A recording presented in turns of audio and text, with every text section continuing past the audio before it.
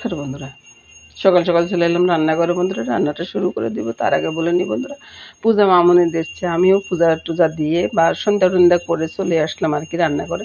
আজকে একটু ওই যে ভোগের আয়োজন আছে, ঠাকুর ভোগের আয়োজন আছে আর কি। দ্বাদশী দিনে আমার সামান্য একটু ভোগের আয়োজন হয় আর কি। তো এখানে ওই যে মামনি এসে মামনি বাঁধাকপিটাও মানে পাতাকপিটা আর কি সিদ্ধ করে রেখেছে, সোনার ডালটাও সিদ্ধ হয়ে গেছে, আর এদিকে সব কিছু গোছগাছ করানো আছে, সব কিছু ধুয়ে টুয়ে প্যাকেট করা আছে। মোটামুটি কথা হলো এটা। আর এখানে সব কিছু মোটামুটি সব কিছু গোছানো হয়ে আছে। তো এখন শুধু রান্নাটা করব আর ভগবানের ভোগ দেব আর কি। নমস্কার বন্ধুরা, শুভ সকাল বন্ধুরা। প্রথমে আমি চনার ডালটা পোড়ন করবো আর কি। তো চনার ডাল পোড়ন করার জন্য এখানে লঙ্কাগুলো দিয়ে রেখেছি, তেজপাতা দিয়ে দিলাম, পাঁচফোড়ন দিয়ে দিলাম। আর এদিকে সোনার ডালের উপরে নুন, চিনি, একটু লঙ্কা, হলুদ সবই দিয়ে রেখেছি। আর এখানে বন্ধুরা আমি ওই যে গুঁড়া মশলা বা বাটা মশলা কিছুই দিব না। আদাটাকে একটু কুচি করে রেখেছি, এখন আদাটা ছেড়ে দিলাম। বলতে ভুলে গেছি বন্ধুরা, আদার সাথে এলাচিও আছে।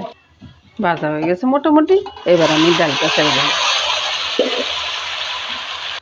সাথে কাঁচা লঙ্কা আর ধনিয়া পাতাটা ছেড়ে দিলাম। ছেড়ে দিয়ে জলটা দিয়ে দিব, একটু গরম জলে দিয়ে দিচ্ছি, বাস রান্নাটা শেষ করে দেব। এই তো বন্ধুরা, সোনার ডালটা কেমন হয়েছে দেখুন তো বন্ধুরা, কত সুন্দর কালার আসছে না। নমস্কার বন্ধুরা। বন্ধুরা ফুলকপিটা আমি পূরণ করবো আর কি। এটা তো সিদ্ধ করা হয়ে গেছে, আর বাকি রইল নুন হলুদটা দেওয়া আর কি, আর আলুগুলা ভাজা। তো প্রথমে পূরণ করি, তারপর বসিয়ে দেব। লঙ্কাটা তো দিয়ে দিলাম, তেজপাতাও দিয়ে দিচ্ছি। তেজপাতা দিয়ে আমি জিরা ফোড়নটা দেব। যে জিরা ফোড়নটা ফুটে উঠলো, আলুগুলা ছেড়ে দিলাম। এতে বন্ধুরা কপির আলুটা ভাজা হয়ে গেছে। আর এদিকে বন্ধুরা কপির ভিতরে আমি নুন, হলুদ, চিনি, তারপরে এলাচির গোটা, দারচিনি রেখে দিয়েছি। এখন আমি একসাথে ছেড়ে দেবো, এটার ভিতরে আর কোনো মশলাই দেবো না। এই তো বন্ধুরা কপির শাকটা হয়ে গেছে, নেড়ে ছেড়ে অনেকবারই নেড়ে ছেড়ে দিয়েছি আর কি। এখন উল্টানো যাচ্ছে, 2 হাতে লাগবে তো উল্টাতে, এখন দেখাইতে পারতেছি না বন্ধুরা।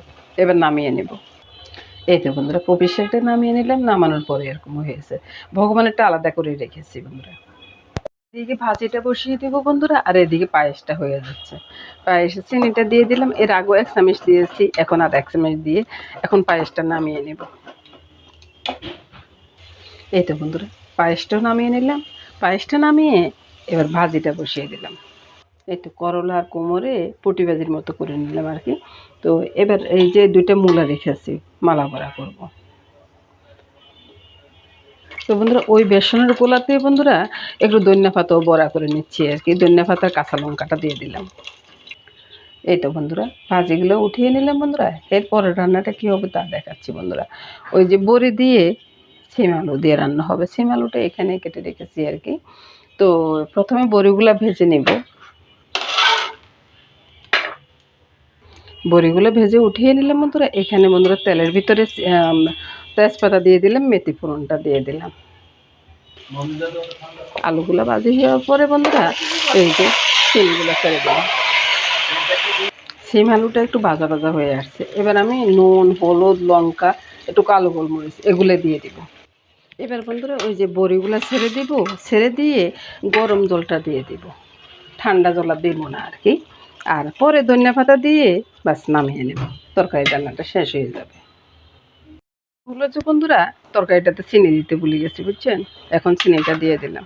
আপনারা যদি একটু কম খান তো কম দিবেন, তবে একটু চিনি দিয়েন। চিনি দিলে তরকারির টেস্টটা অনেক গুণ বেড়ে যায়, সেটাই আমি বলবো। এবার আমি ধনিয়া পাতাটা কেটে দিয়ে দিব। এই তো বন্ধুরা ঠাকুর পুকুর জন্য রেখে বাকিতে বলে ঢেলে নিলাম। এবার বন্ধুরা পরের রান্নাতে চলে আসলাম। রান্নাতে হবে বন্ধুরা ওই যে অন্যের মতোই হবে। আমি আবার ওই অত শত ইয়ে করি না আর কি, অন্যের মতোই করে ফেলি। তো এখানে একটু সবজি দেব।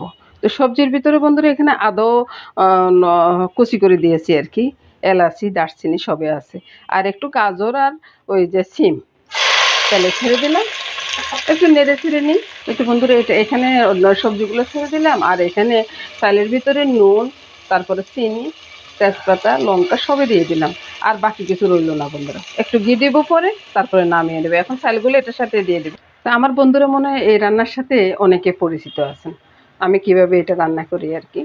তো রান্নাটা কিন্তু একবারে ঝরঝরে হবে বন্ধুরা। আমি অনেক সময় ঠান্ডা জলও দিয়ে দিই। আর এখানে চাল কতটুকু আছে সেটা তো বলি না বন্ধুরা, 1.5 কেজি চাল আছে। তারপরে জলটা ছেড়ে দিলাম। এবার একটু নেড়ে ছেড়ে তারপরে আমি এখান থেকে বিদায় নিব আর কি।